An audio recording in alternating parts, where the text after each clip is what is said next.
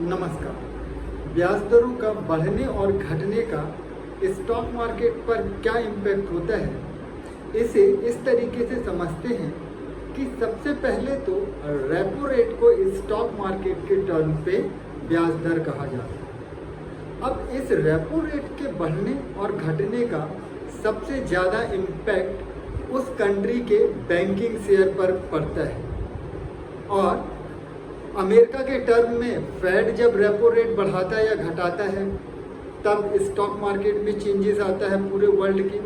और इंडिया में जब आरबीआई रेपो रेट को कम या ज़्यादा करता है उस समय स्टॉक मार्केट पर इसका पॉजिटिव या नेगेटिव इम्पैक्ट देखने के लिए मिलता है। अब इसे इस तरीके से समझते हैं कि यदि किसी निवेशक की किसी बैंक में 10 करोड़ की एफडी है और उस समय बैंक का रेट ऑफ इंटरेस्ट जो है वो लगभग 6.5% के आसपास है और उसी समय आरबीआई ये अनाउंस कर दे कि रेपो रेट को 50 पैसे घटाया जाता है, अर्थात ब्याज दर में 50 पैसे की कटौती की जाती है। उस स्थिति में उस निवेशक को जो एक साल में 10 करोड़ का लगभग 5 लाख रुपए का इंटरेस्ट का लॉस हो जाएगा।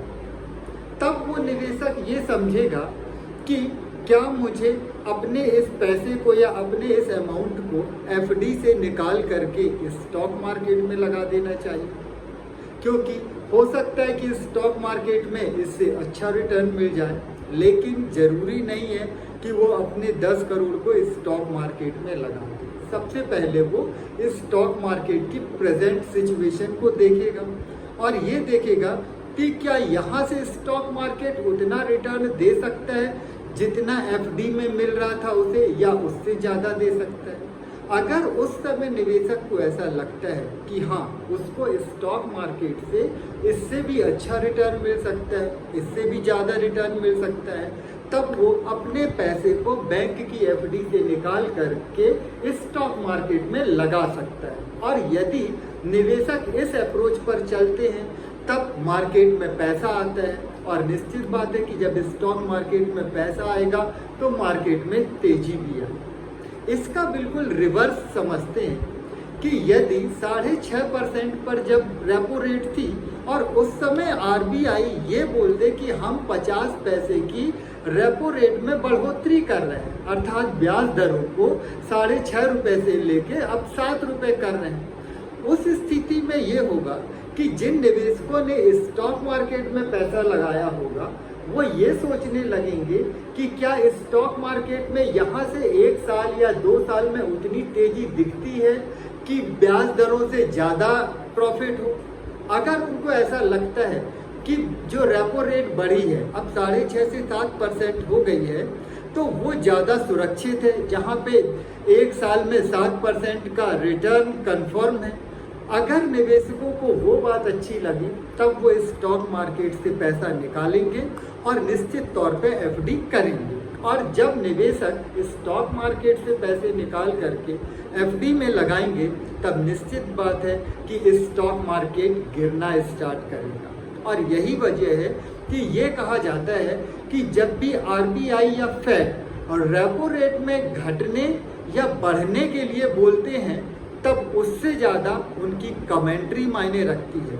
इमीडिएटली रेपो रेट को बढ़ाने या घटाने का स्टॉक मार्केट पर उतना इम्पैक्ट नहीं दिखता जितना रेपो रेट से रिलेटेड कमेंट्री होती है। कमेंट्री मतलब यदि फेड रेपो रेट घटाने के साथ ये बोले कि आने वाले 1 साल में हम अभी इतनी बार रेपो रेट और घटा सकते हैं और इतने पैसे की कटौती कर सकते हैं, तब ये बात स्टॉक मार्केट को पसंद आएगी और स्टॉक मार्केट में एक सस्टेनेबल तेजी दिखाई देगी। इसी प्रकार यदि आरबीआई ये कह दे कि हम रेपो रेट को 1 साल में इतना बार बढ़ाएंगे तब स्टॉक मार्केट को ये बात पसंद नहीं आएगी और एक बहुत बड़ी गिरावट स्टॉक मार्केट में देखने के लिए मिल सकती है।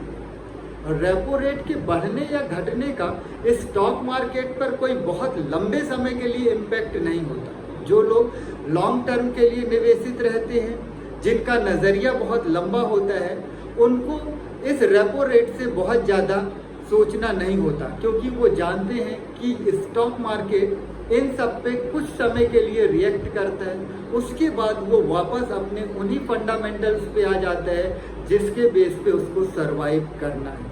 हाँ, रेपो रेट का बढ़ना या घटना उन लोग के लिए भी फायदेमंद या नुकसानदायक हो सकता है जो लोग स्टॉक मार्केट पे लोन लेकर पैसे लगाते हैं। ये बहुत रिस्की भी होता है। कभी भी किसी को बैंक से लोन लेकर स्टॉक मार्केट में निवेश नहीं करना चाहिए। इससे लॉस होने की ज़्यादा पॉसिबिलिटीज होती हैं, क्योंकि अगर आपने लोन लिया है और यदि आरबीआई ने कोई ऐसे स्टेटमेंट दे दिए जिससे ब्याज दरें बढ़ जाएंगी, उस समय आपका रेट ऑफ इंटरेस्ट भी बढ़ जाएगा। ब्याज दरों का बढ़ना और घटना स्टॉक मार्केट के अलावा home loan, personal loan, car loan और भी बहुत सारे इवेंट पर इफेक्ट डालता है।